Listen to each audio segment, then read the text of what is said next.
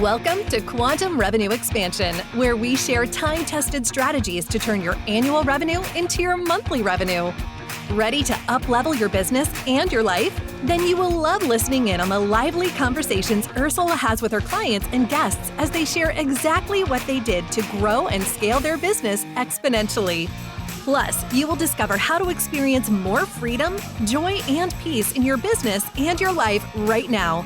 If turning your annual income into your monthly income is your next step, then join us at the next 2X Intensive. Go to ursulainc.co/apply. Hey, everybody, and welcome back to Quantum Revenue Expansion, the podcast where we talk about turning your annual income into your monthly income.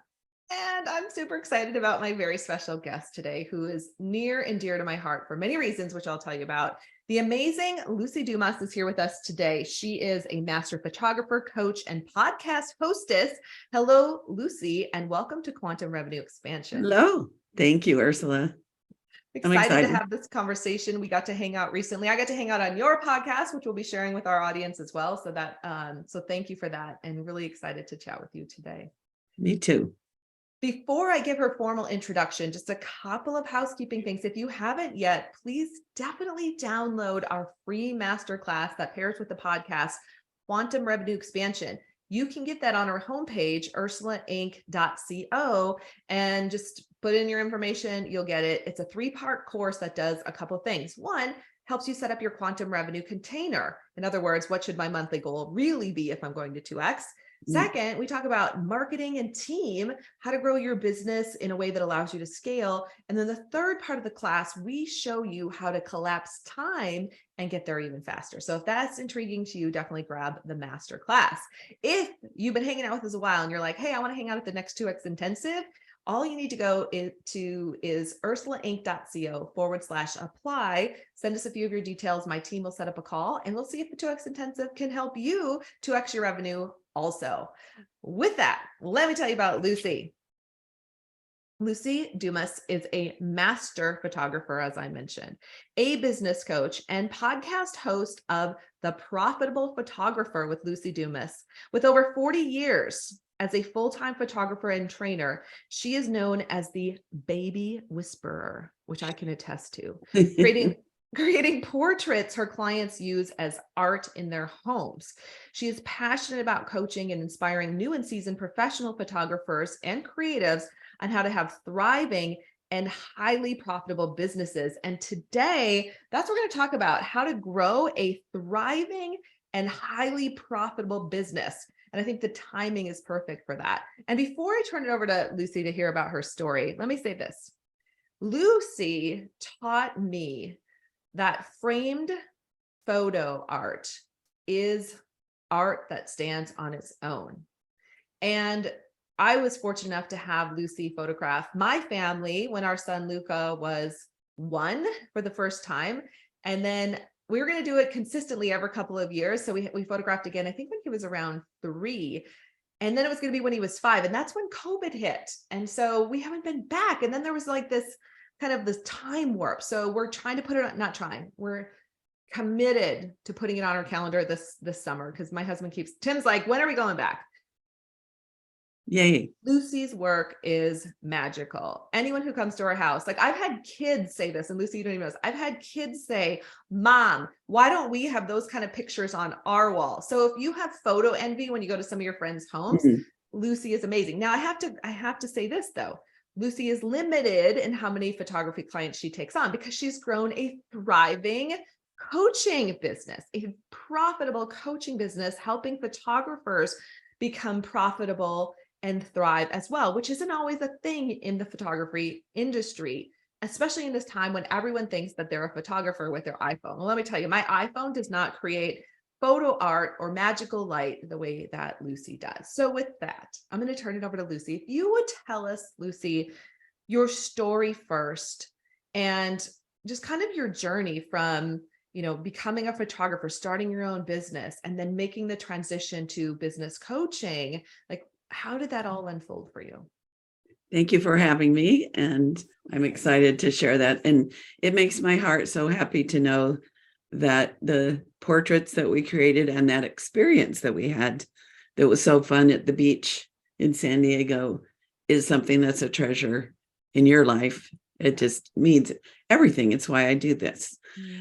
So when I was, so in 1982, there was a big recession. I was running a little business in the San Diego airport, and I had a contract with Mutual of Omaha to run that business. So it was my business, but they could cancel my contract. And because of the recession, they wanted to cut down my guarantee. And by that time, I was addicted to photography. And so I was unemployed, and the universe conspired to convince me very clearly, like skywriting, photography is where you want to make your living. And everyone said I was crazy. It was too competitive.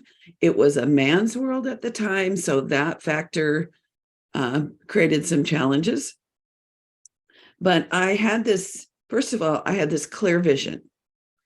And I had this belief in myself. And so I just put one foot in front of the next and learned and went to a goal setting workshop that helped me get clarity. And that was way before I knew you.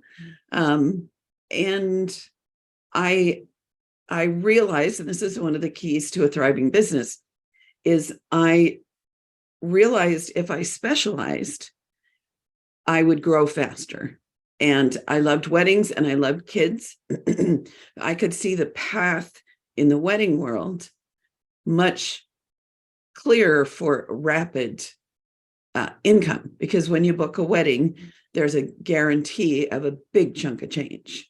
Yeah. Whereas the whole portrait world, that seemed more mysterious of how you make a living at that. So I focused on weddings. I used to love weddings. My dad was a pastor. And when I was 5, he photographed the one rich person in town's daughter's wedding. So everything was dazzling. And I fell in love with weddings at that point. Then I began to get that like feeling like it's time to change. And I reinvented my career and started growing the baby photography business.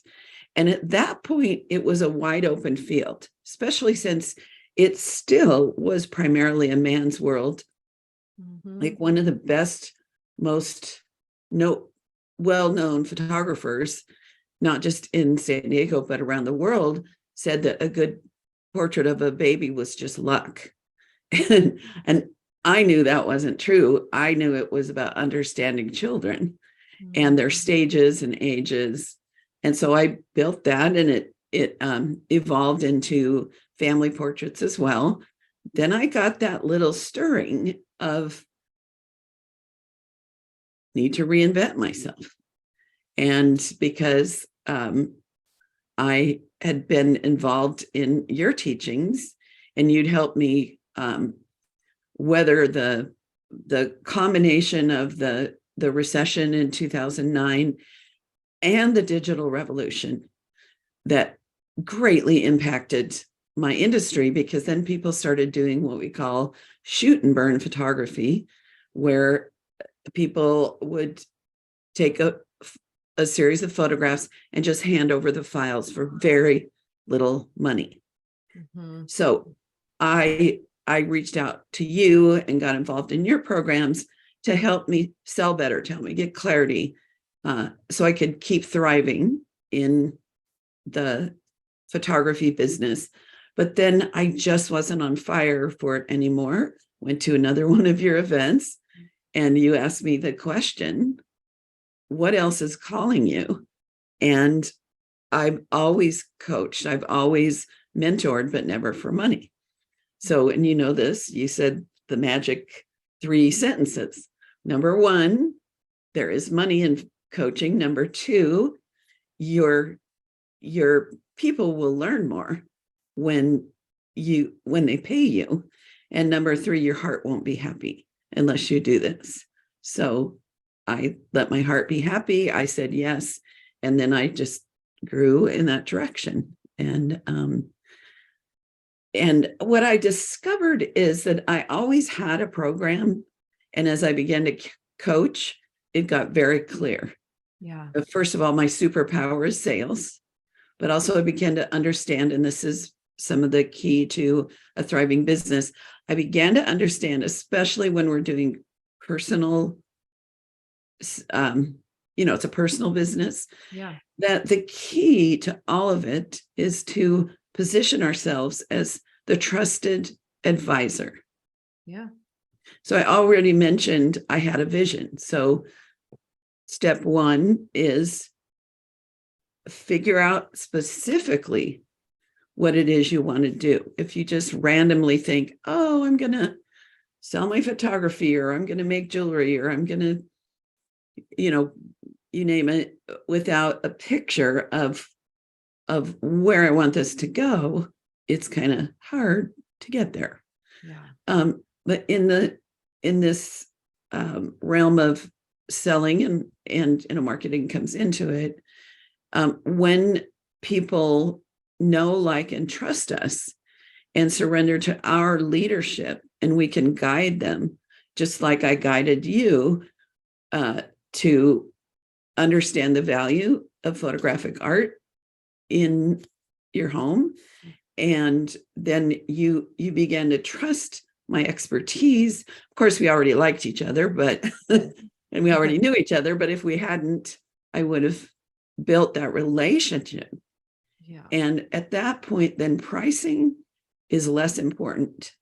It's the experience. It's understanding the value of what we're creating. So those are some of my hot tips. When I didn't invent the word trusted advisor, but when I read a book, because the other thing that I always recommend in building a thriving business is to learn, grow, get mentors, read books, watch all kinds of teaching. And there was a book I read where the author talked about the trusted advisor relationship. And I was like, ding, ding, ding. That's it. That's that thing that I do that I didn't know that it had a name. Yeah. And I've noticed that whenever I'm shopping for something, especially like I bought a luxury latex bed, and there were 3 stores that sold them in town, which was perfect because it was that good, better, best. Yeah. And the pricing was relatively similar, but the company that I used, I felt seen. The branding was beautiful, and it was clear to me that it was service oriented and upscale. And she listened. I have a hard time sleeping. She listened to my stories, and so I felt important to them. Mm-hmm. And I ended up then investing more than I intended to, and with not a single regret. So there you go. Yeah, I love it. I took a bunch of notes. I took a lot of notes. Well, first of all, congratulations on your journey, and congratulations on listening to your heart. We almost could have probably titled this podcast around listening to our heart's desires, because when you said that, Luci, I could feel this sort of ripple effect out into the world where business owners right now, as they're listening to this podcast, are thinking, what?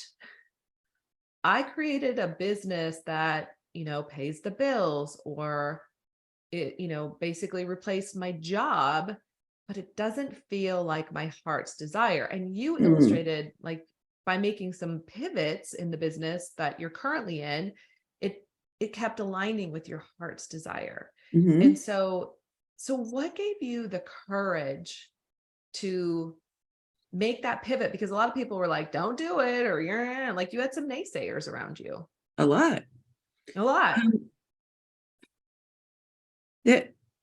My dad. I was going to ask about your dad, because I feel like he's very present today. Yes. So there's a book called Grit that studied all kinds of successful people to see what they had in common. Rich, poor, bad childhood, great childhood, big towns, small towns, third world countries, the lap of luxury. And the one thing they had in common is they have grit. And my daddy used to call it stick-to-itiveness. Mm-hmm. And there just is something in me. First of all, I'm a better leader than follower. Mm-hmm. Mm-hmm. So having that, I didn't know that really at the time when I started it, but how to have the courage. It's almost like I couldn't not do it. Yeah. Now, I had mentors. I studied. I joined professional groups. Mm-hmm. There are a lot of local, state, and national organizations, especially for us, the Professional Photographers of America, that provides not just education, but places to serve, camaraderie, making friends, having lunch with brilliant people and having them give hot tips. So I guess it's just taking that next step. And also, I'm very involved in personal growth, spiritual growth, learning to tune into my own guidance or wherever it comes from, positive affirmations. I have a mantra that has worked remarkably well so many times. And it's money comes to me easily and with love. Mm. And especially during times when I'm not feeling courageous. Yeah. I start repeating that. There was a recession in, maybe it was 92, 91, because I was still doing weddings. And none of my friends and I were booking. Or someone would come over and be the perfect couple that normally would be like, oh, Luci, I'm so excited. Here's all my money. And I was seeing people over and over again and they weren't booking. And on the surface, it was because they had so many choices. But I decided to take that, bring in the big guns, Yeah. the spiritual dimension, and started saying and writing, money comes to me easily and with love over and over again. And it was right after a bridal show. So I had a lot of leads. And when I would see their car pull up, I would start thinking, money comes to me easily and with love. Money comes to me easily and with love. So the week before, I had 5 interviews, booked nobody. That week, I had 4 interviews and booked 4 weddings.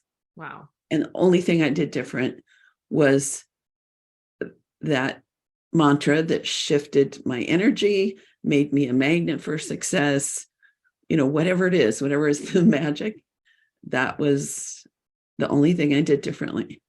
I love it. That'd be a really good book title for you, by the way, just side note. Money comes to me easily and with love. And I can feel everyone as they're listening, writing it down right now. They're going to be saying that to themselves over and over again this week. That's what I love about quantum revenue expansion. It's not just like you were doing all the things. You knew how to sell. You knew how to market. You were getting bookings. And yet something seemed off. And you're like, you know what? I'm bringing the big guns in. I'm leaning into my spiritual knowledge, and money comes to me easily with love. And all of a sudden, everything shifted. Thank you for sharing that. I feel like we could stop now, Luci, and I'd feel complete with that. Mic drop. That's it. Mic drop. But I have more questions for you because there's something interesting. And I feel the sense of like a special relationship with your dad.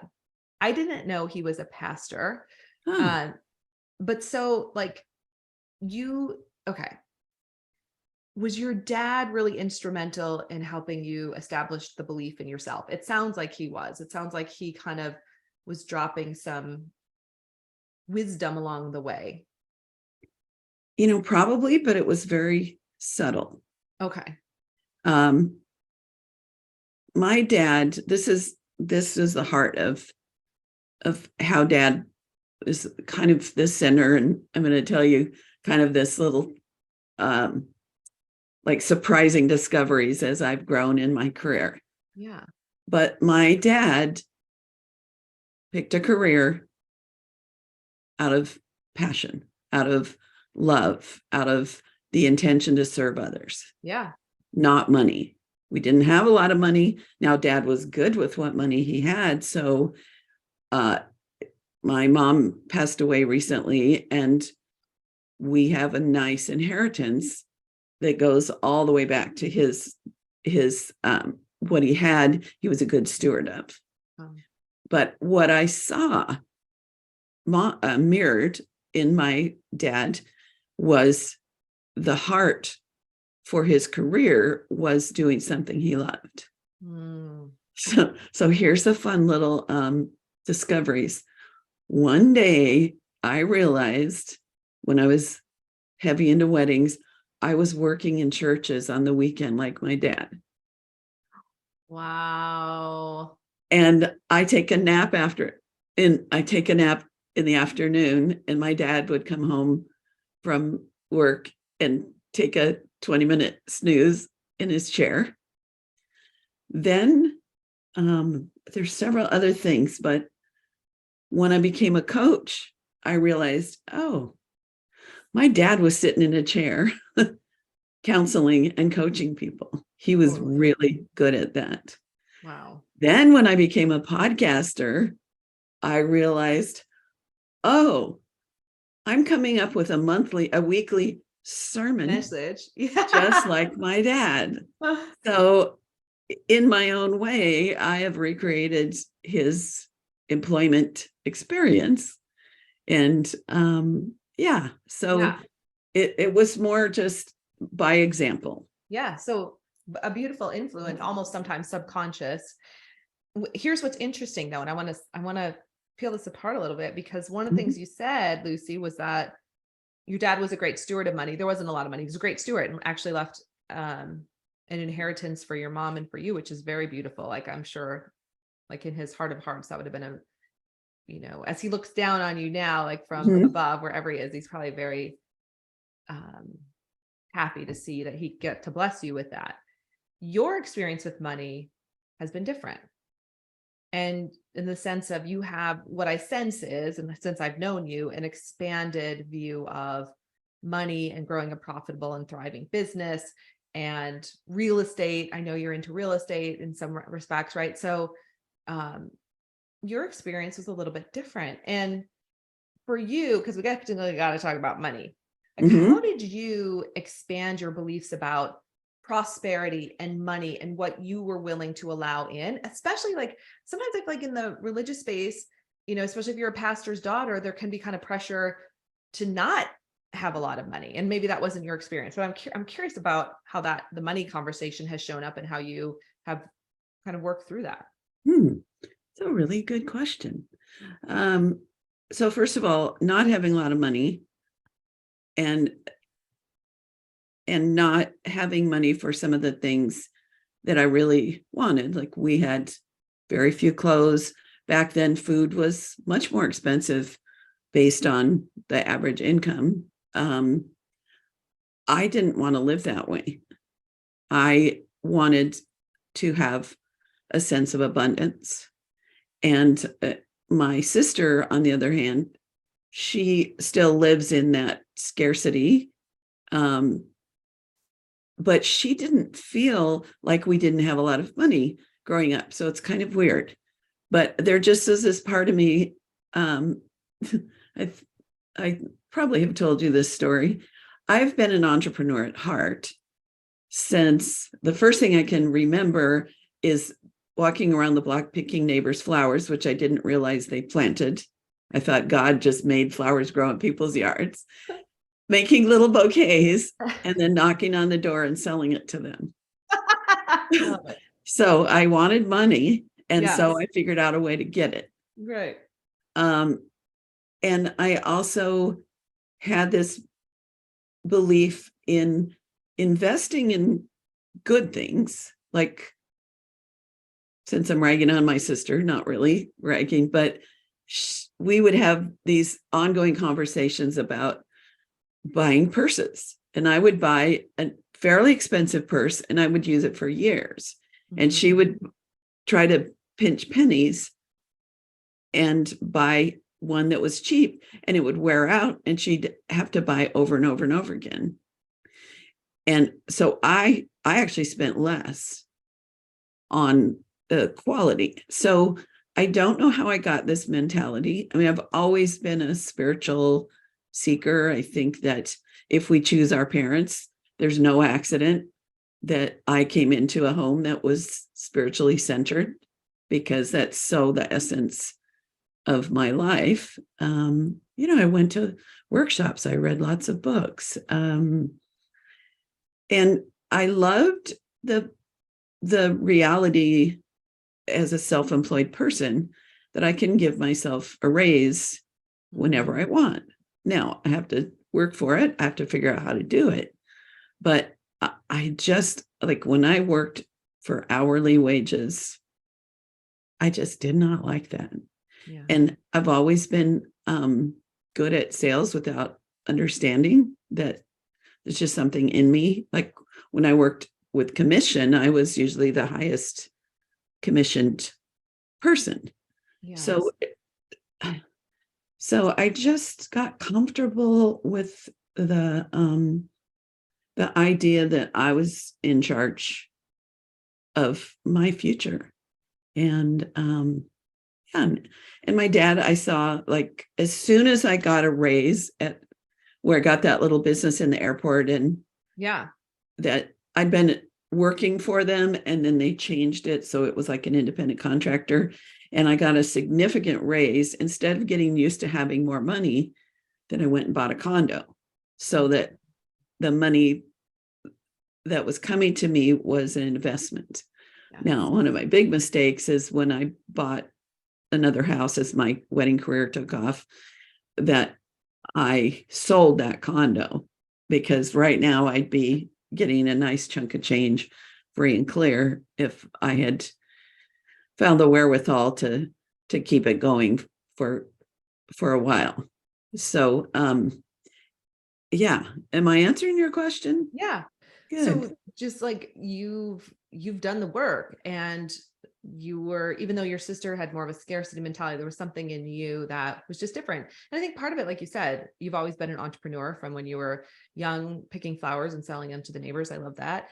Selling them our own flowers, probably. And so it seems like, it was innate in you, and you followed that. Like, I think it's innate in a lot of people, but we don't always follow it because we get blocked, or we have limiting beliefs about money, or we don't want to be showy. I see that a lot, especially for women. So that's why I was asking the question, because I think it's very freeing for others, especially women, to hear how you really overcame that. So one of the things I'm curious about is we know, like, you moved into the world of coaching creatives and photographers who maybe have scarcity mentality, or don't know how to charge $10,000 to $20,000 for, an amazing photo shoot and photos.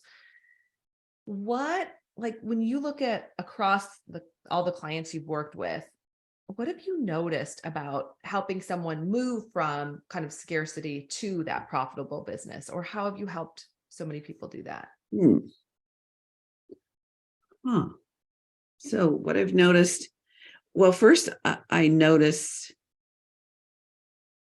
different people's decisions and actions, that they have an intention, but I started doing what I call my time card, where they keep track of how many hours they're spending, not in everything, but specifically marketing, office, working with clients, to find out, first of all, how much they're working, but how smartly they're working. And if they're spending, for photographers, 30 hours a week, and I discover it's on editing, well, we cannot afford to sit day after day after day and edit unless you're charging like $50,000 per client. Right. That finding places to get help. So I've noticed that when people are willing to do the work, and also when they're not just relying on me to have answers, they're going to other things, they're learning in other directions. One of my clients went from $200 a pop portraits, real estate photography for realtors. And I had the idea for her to become a pet photographer, which she and her husband resisted for a period of time, didn't think you could be profitable. And then they embraced it. He's anyway, she's created in 5 years 2 studios that are bringing in $1.5 million doing volume, but quality pet photography and selling portrait art of the pets, just like you have in your home, but of people's furry families.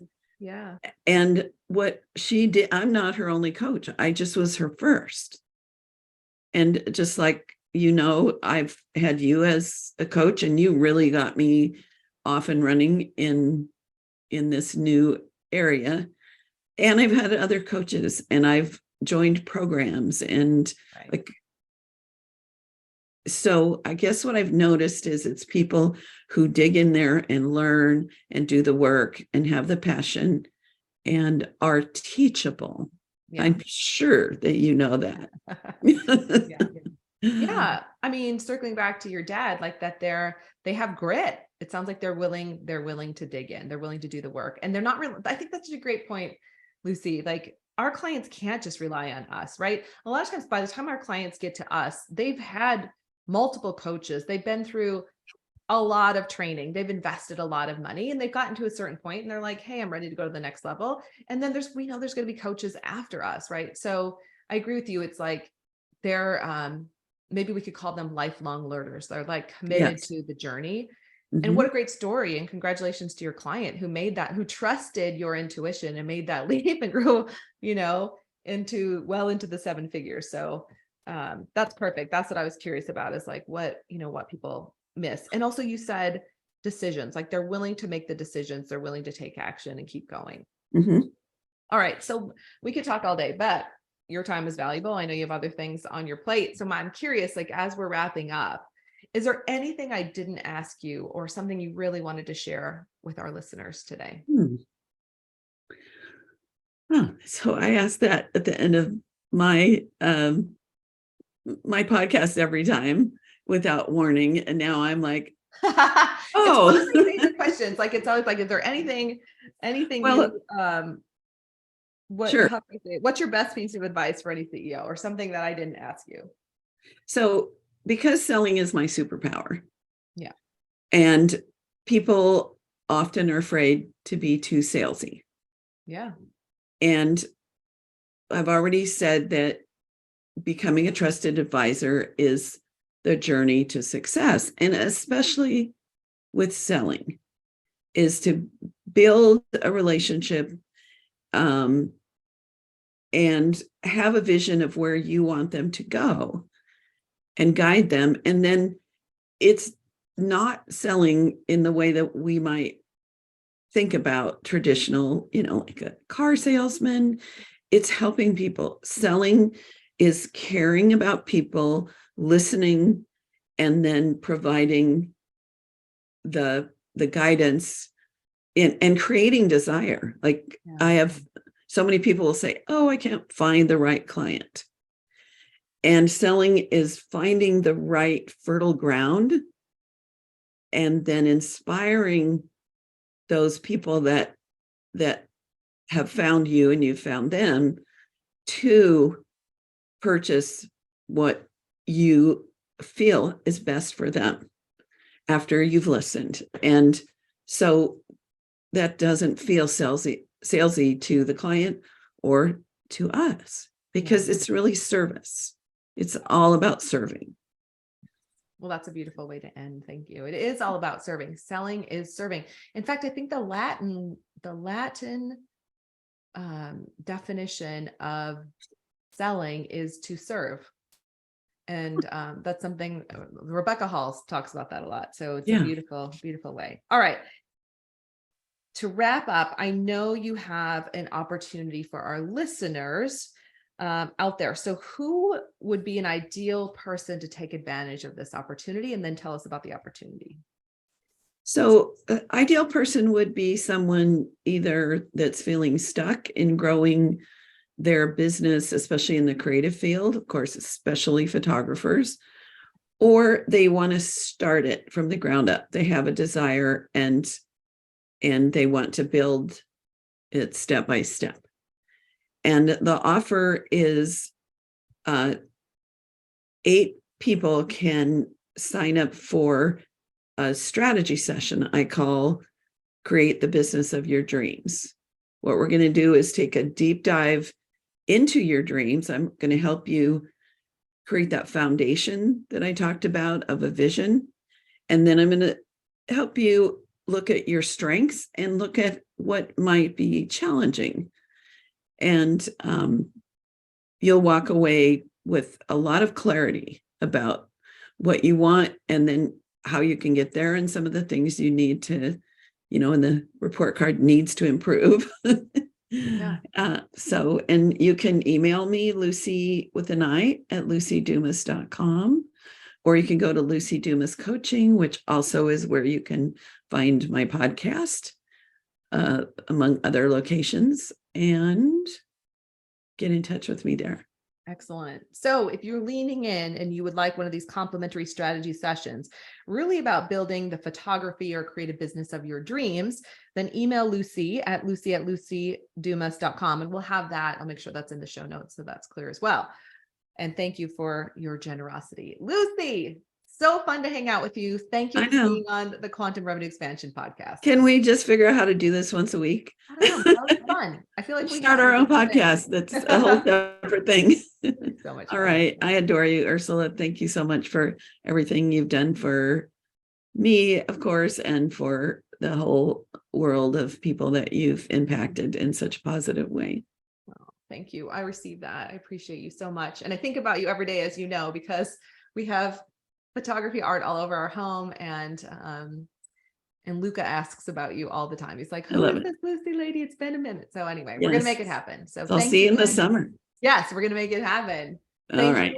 Much love to you, Luci, and may this be your best year yet.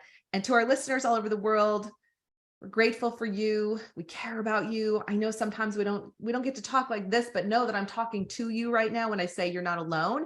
If there's anything we can do for you, please email us at contact@ursulainc.co. You just need some support or encouragement. Those emails do end up in my inbox. Trisha will send those to me. So I'd love to know what we can do for you. That's it for this week, everybody. Make this your most epic month yet. Thank you for joining us today. And if you are ready to make your next quantum leap, let's do it. Ursula invites you to join us at the 2X Intensive. Go to salescoachnow.com/apply. Don't forget to leave us a review on your favorite podcast app.